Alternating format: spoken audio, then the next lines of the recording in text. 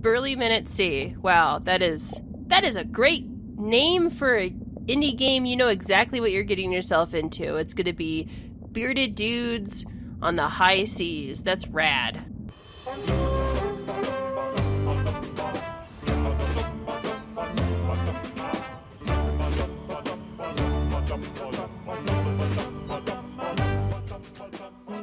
Burly Men at Sea is a choose-your-own-adventure game featuring 3 bearded bros on the high seas.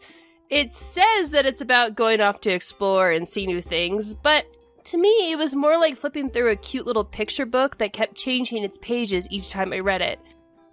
A big reason why this feels like a picture book is the artwork, and actually I think it's perfect. It's obviously very simplistic, but I like how it looks like colored paper cut out and then pasted on an ocean backdrop. It makes everything feel really welcoming and laid back. Like you're supposed to be pretty leisurely instead of a heart-racing, thrill-seeking adventure.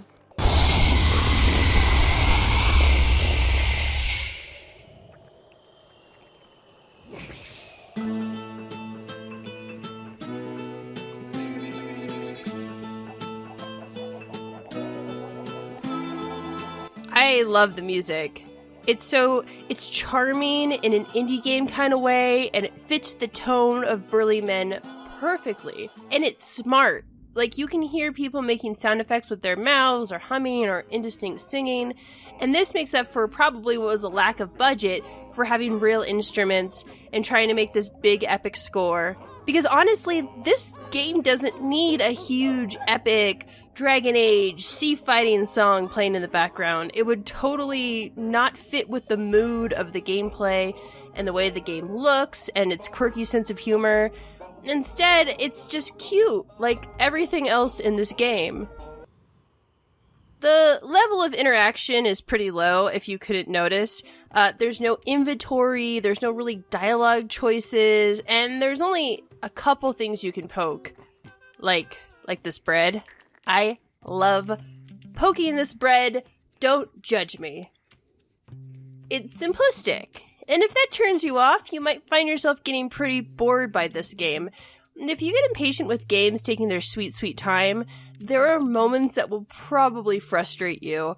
Like this. Oh, okay, they're swimming, and I guess I have to just keep holding this button and just wait for them to continue swimming. Couldn't they just, have a cutscene so I knew it took a long time?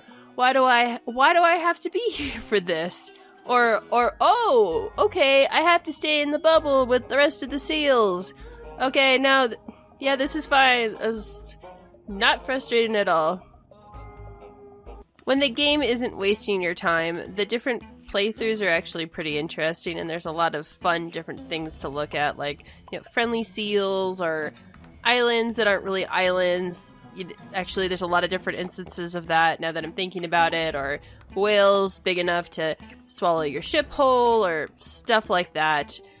When you're done with a full playthrough, you go back to the original island, and this old dude will put a book of it on a shelf, and it'll have a number rating that I still don't understand what the number rating is for, and it'll also have some symbols to tell you what you saw and what you did. In order to get different playthroughs, you do have to go through some of the same stuff, though, and that gets so annoying. Like, if I never see the inside of a whale again, I will be a happy mumblo. So yeah, that clearly tries my patience, and that, along with how long it takes to get from one thing to the next, sometimes made me more anxious than laid back. So yeah, I have a feeling that the people who made this game didn't want me to feel anxious or bored when things weren't moving fast enough for me, which got me thinking, maybe this is a game to play with your kids. There's no cuss words, no one explodes, no blood. It's just an interactive picture book that you can read aloud to your kiddos. And all those long moments of waiting around or trying to get to the next thing, you can chat about what you think's going to happen next or hang out. I remember when I was a kid, there used to be children's books that had things you could flip open or interactive parts, and this seems like a kind of fun digital version of that. Older kids would probably get pretty bored of this, but I can imagine young kids getting excited to make choices and hang out with their parents and see what's just beyond the whale.